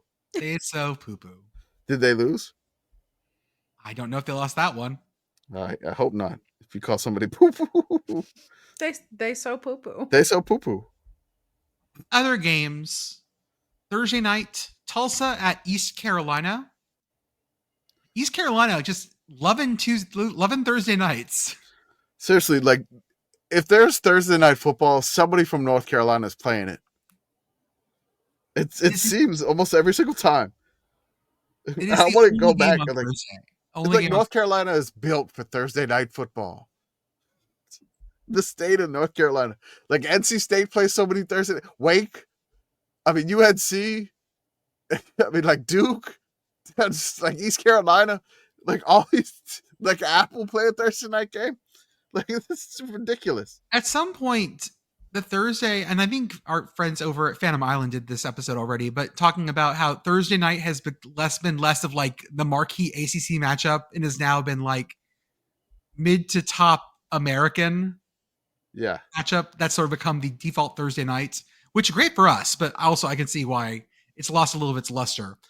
Friday night, Louisville at Miami. Big East clash, question mark? I mean, they were never in the conference together, but sure. We're both back to the same thing about when you both dated someone similar. Like, oh, yeah. Hey, you dated them. Yep, it's like the line in Spaceballs. And then we have, of course, one of the most prestigious rivalry trophies, the $5 Bits of Broken Chair Trophy. Nebraska at Minnesota, Friday night. Folks, follow our timelines. We're helping support a fundraiser, the $5 Bits of Broken Trophy, Broken Chair Trophy. Yeah, they do. So we will support them. Check out our timeline and please donate. Yeah, it is for a great cause associated with cancer, and it is. Look, both teams battle and see who raises more than the other. At some point, they were giving away, I think it was maybe last year or 2 years ago, they were giving away like miniature ornaments. So you may have a chance. You may have a chance to win like some prizes with your donations. And I mean, even if you don't like go to either school, you can donate. You're allowed to do that. No one can tell you what to do with your money. You're a fucking Nobody adult. can tell you what to do. You can donate for a good cause. You're you fucking show adult. that. He's like, you like take that cancer. Do we have any feelings on Washington at Michigan? I feel like these two teams play a ton, but now they're in the same conference. What do you mean? Like, I feel like that before they joined the same conference, like these two teams would play every couple of years anyway. It's a very like Rose Bowl or other bowl game kind of matchup. A helmet matchup for that type of football. Yes. Yeah, I mean, like the series history, like I feel like they've met a good bit. Yeah, they've met 16 times. That's like more times than you would think. For not being in the same conference for most of their... For not being in the same conference. Yeah, 16 times. They met in 2024, last year, 2023, 2021, 2002, 2001. 2 Rose Bowls in 92, 91, 84, 83, like a home and home series. 2 Rose Bowls in 80 and 77. Then like home and home, and then the rest has just been home and away series. Okay. Yeah. So like I feel like it's a common opponent, but they're really far away. I don't know. It's just like it's an M and it's a W. It's kind of a classic matchup. Our hard-hitting breakdown is now those letters when turned upside down, same letter. Yeah. Hey. Mario Wario. Yeah. Anyway, I'm looking at this last page of games, gang, and I'm gonna rattle off a couple that I want to talk about. Okay. Y'all are welcome to pull some out too. I put a note under every game I want to talk about. Okay. So let's talk about Southern Miss at Louisiana Lafayette. Commish, who do you want to lose more? Cajuns. Got it. Okay. asked and answered. UTSA at North Texas. Man, I hope North Texas can bounce back because what I don't want them to happen is have that trip and then just Fall We've down seen- the stairs of Dome. You've seen this before, yeah. Yeah. But sad. I thought you were gonna have something like the clunk into a window or something. Let's see here. I have. Oh, I was just gonna think of That'll work. making the bird noise in a minor key. SMU is going to Clemson. We are relitigating the ACC title game yet again. So this should be fun. Sure. Yeah. Sure. Yeah. Man, okay. this next one, I just hate we're losing traditions in college football. You see all this realignment, just some sacred college football traditions that everyone loves, and it's going away. Texas A&M at Arkansas, and they are playing on a fucking campus again. Ew. No, this is This good. game We belongs in got Jerry it, World. No, this belongs in Jerry World. It's part where of it the should great be. time-honored tradition of college football. Jerry Jones moving this game to Jerry World because he wants to. Listeners, Remember when I think it was Jimbo Fisher talking about how they should have lasers on top of the goalposts? This game is always wild, and then Texas A&M wins. let's say, listeners, if you don't know how this goes, the game is always wild. And like Arthur said, Texas A&M wins this. They have won all but one of the past like decade and a half of these games. But it's just never feels been like boring. it feels like it always comes down to like the crucial Arkansas mistake. Yep. Mhm. Like, what did Arkansas State do wrong to lose this one with like less than 2 or 3 minutes left in the game? UNLV at Boise State. It's just a good game, y'all. Yeah, that's a great game. Please. Yes, please. Oh, hold on, Jordan. Vegas, baby. It's Vegas, baby. It's just Vegas, baby. Washington State at Virginia. At 5:30 Central on the CW. Yes, please. Yeah, Okay. that's right. I want That's this. correct. Yeah. Washington State is very well coached. They may not Yeah, they're have bitey. they may not have like the overwhelming like talent advantage or anything like that, but they will be in the right spots. Virginia is chaos. ACC. Why are these two teams playing each other? Because realignment, essentially. So yeah, I'm watching this. It's on the CW too. Yes, please.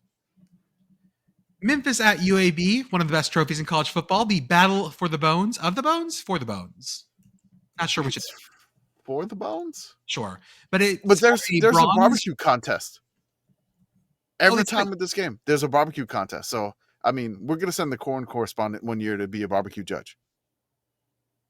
Listeners, he's an actual barbecue judge, like professional. He is like Mhm. for real, Yes. professionally. He does that, like literally. Like I want him to go to this and be a judge for real. Texas at Kentucky. Arthur goes trap game. I honestly, No, Kentucky. no no, one. no. Everyone, shut the fuck up. We're not doing No, this. No. Texas, they don't want Kroger Field. Uh, They don't want it. I Kentucky always does one ridiculously stupid thing a year. Please let it be this one. Texas Tech at Arizona State. Will Sam Levitt play for Arizona State? I hope, but These if and not, other unknowable things. if not, man, He is. Texas Tech is He's like- apparently practicing. okay. So if they can, this could be like a great Big 12 banger here. If everybody's healthy, I don't even know if Texas Tech's quarterback's healthy. Like they keep like one gets hurt, then they put in the other, and then sometimes the other is better than the other one. Because you know- listeners, remember, if it's not Sam Levitt, it's Jeff Sims. Yes. You mean Georgia Tech Jeff Sims? Yes. You mean Nebraska Jeff Sims? Yes, I do. It's the same Jeff Sims. Remembering a guy who's still in college football. Texas Tech has a linebacker that I am in awe of his mustache. And I'm trying to remember Gonzalez seems to be his last name. God, is it Danny Gonzalez? Joey Gonzalez? No, it's Jacob Rodriguez. That's it. Close enough. No, not really.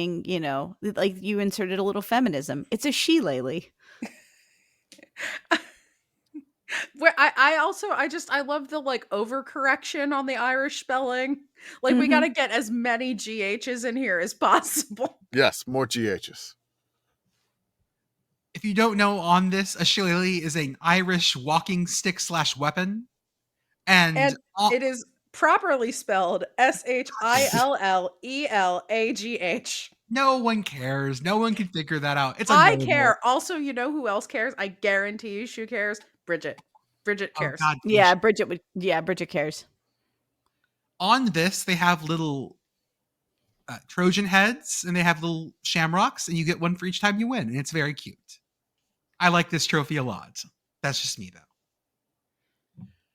And then, of course, what? I know. I feel bad that I got Jacob Rodriguez's name wrong, and I'm looking at pictures of him, and I'm terrified he's going to come get me. He wears a neck roll. Ohio State at Wisconsin. Does Wisconsin score? No. This is going to go like that Big Ten title game. The 40-0, whatever it was. Hey, hold on. Wisconsin gets a field goal, and they don't score for the rest of the game. They lead 3-0, and we Stop make the count. We make the post. Stop the count, and then it doesn't stop. And then we never update that game again. Yeah, it's either that or Here Lies Wisconsin. He never scored. We have one FCS FBS game we've already talked about. The Lafayette Leopards are heading to Corvallis on the CW at 9 p.m. Go Pards. Beeves, Pards. 9 p.m. Let's go. What's a leopard doing in Corvallis? Yeah, traveling all the way from scenic Easton, PA, home of Crayola crayons, to visit Oregon State and Corvallis. Corvallis love here. We welcome in the leopards. Don't I love my ladies wearing that leopard print? I'll do an off-post about this, but I did find out that those old fur coats they used to wear to like football games in the 1920s, made out of raccoons. Again, as I said to you when you brought this up in the chat, the raccoon is a friend, not a coat or a hat. Hey, can be a hat. No. Can be a hat. Raccoon is friend. You don't make your friends into hats. Can't have coonskin cap without coonskin. You need 12 to 14 raccoons to make that coat. Also, Commish, you only need one to make the hat. See? Commish, I did find some old vintage ones. I think this is what the money is for, so I can show up to games in a raccoon a raccoon fur coat. What do I do with the 30 to 50 raccoons that run through my yard where my small kids play? You turn them into a coat. Actually, several coats. could outfit my whole family for that. We have some Big Sky bangers. Idaho looking to bounce back at Eastern Washington. Redfield. Northern Carolina at Sac State. Northern where? Northern Bill Colorado. Belichick is going to Sac State. No, they're going out west, but Can not we to Sac start State. calling UNC Northern Carolina like I they're wanted to type in directional- UNC. It's directional Northern school? Colorado. Sacred Heart is going to Montana, apparently. Hell yeah. I don't know why this is happening, but good luck, Sacred Heart. And Weber is headed to Portland State. Ooh, In the that's interesting there. In the Southland, the most interesting one to talk about, besides, do Northwestern State and Southeastern Louisiana, do they have a trophy? I don't think so. That feels weird. The omnidirectional trophy, because Northeastern and Southwestern, it covers all the directions. Well, it's actually Northwestern and Southeastern. but Whatever. yes. Let me see here. There's I no don't trophy, think it looks they like. They've played. No. This will be the 70th time they've played. They play a lot, but they're not rivals, but they play a lot. Mm-hmm. How could you not be a rival from another directional school in your school system? Oh, it marks it as a rivalry. It does. And then it says the topic of this article may not meet Wikipedia's general notability guideline. Bullshit. Mm-hmm. These two teams have met 69 times on the football field. Commish, this is how you fix it. If you write an article about it, then there's notability. Since we are a major media outlet. So I have. We're gonna get cited by Wikipedia. Is there? There's no trophy. Yet. There's no trophy yet. What I mean, what? So Hammond is the Lions, and Natchitoches. The Demons. I mean, yeah. Let's just call this the omnidirectional trophy. Mm-hmm. Yeah, let's just do that. And it's a tungsten cube, Yeah. or is it? Just make it a circle. Mm. This is all the directions. Yeah. Or maybe a compass. One Yeah, pointing northwest, the other one pointing southeast. Yeah. And you put the direction who wins it. Yeah, I like that. Or like Yeah. a weather vane kind of thing. Yes. Yeah. Done. Commish, you mentioned this, but Lamar and East Texas A&M ended up on Scott Van Pelt's Bad Beats. Yes. I guess I undersold it on our recap pod, how crazy it was. Yeah. But we ran out of time, which we're running low on time here because Arthur's like, I'm watching that clock. He was like, clock commando. So yeah, basically what happened is like Lamar tied it. Just watch the segment SVP's Scott Van Pelt Bad Beats. This led to the Southland because he made a comment. It was like, there's a gas station right next to the thing. And so the Southland, James texted me and he was like, hey, I'm going to make a thing just like what you guys do about the gas stations and inspired by you. And then he tagged us in it and he shared it on. So like the nearest gas stations to all of that. And then they got to play into the gas tank league. So it's great. He wanted us to promote this game between two 5-1 teams in the Southland. The UTRGV Vaqueros. Hey. Versus the Cardiac Cards of Lamar, which is, again, shout out to Ball State. And every bird. It's now every bird is now Ball State. Somebody, I put Cardiac Cardinals on the Instagram post. It's like, you will never be the Cardiac Cardinals. This is Louisville. And I'm like, Lamar just keeps winning at the last second. So whatever. Valor. Whatever. In the Ivy League. Whoa, Nelly. Bucknell at Cornell. Oh. That's right. The Battle of the Nells. The Nelly Bowl. The Hell's Nells. Hell's Nells. That's right. I think I made a graphic for this. I don't know if you saw it. I did. You see the graphic? It was just so awful, but it's great. It's Bucknell versus Cornell. Ring the knell. In the Pioneer League, Presbyterian is on a win streak. Can they keep going? They host Stetson, which probably yes. I would think yes, but Stetson has beaten 2 FCS teams in a row after losing to an NAIA team, which Stetson doesn't make any sense at this point. But we would think the Blue Hose back home in their own area code would hopefully get the win and go to 7-0. In the NEC, not the Northeast Conference anymore, the NEC. Ooh, neck. Bobby Let Mo- the conference play neck. Bobby Yeah. Moe at LIU. The battle of the 1-5 teams where both wins are not in FCS. Bobby Moe's 1 win over a D2 team. LIU's 1 win, Eastern Michigan.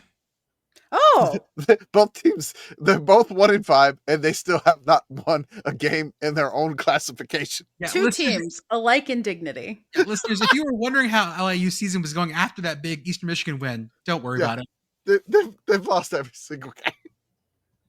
And What is then, going on? listeners, we got a deal for you. Flow of TV this week for free is showing Stony Brook at Monmouth.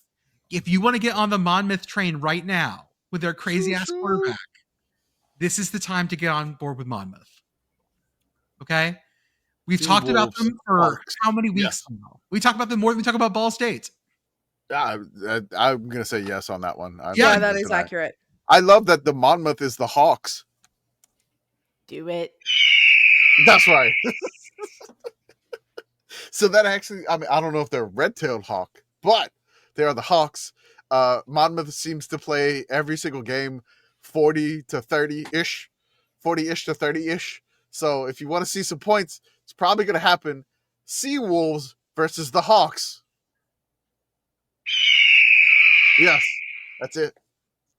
Folks, we have covered FBS, FCS, and a little past that. That's all we got for tonight. We will see you on next Tuesday when we recap week 8 of the college football season. And we're going to lead off with Ball State.